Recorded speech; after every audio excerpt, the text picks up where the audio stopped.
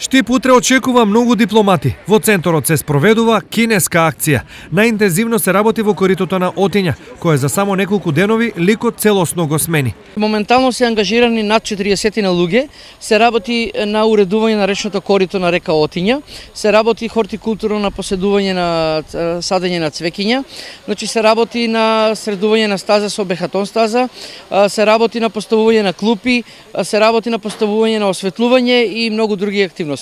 Освен камењата, во Отиња се повеќе ги има и цвеќињата. Тагетис и пеларгониум, комбинација одеме на жолта и црвена боја. Веќе наредно ден ќе имаме заседување на рози, миниатури рози покрај ова ивицата на стазата, а и ползавци покрај ѕидот на реката, на самата река. За центарот на градот да заличи, во Отиња за лопата се фатија и работници, но и волонтери. Како што имаше силни води, у Отиња така и ние сме силни за да ја уредиме Отиња. На нивната работа не остана рамнодушен никој, кој покрај Отиња деновиве минува. Тоа е многу убаво.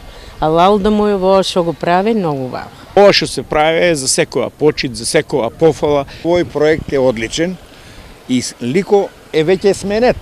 Гледаш како добро изгледа.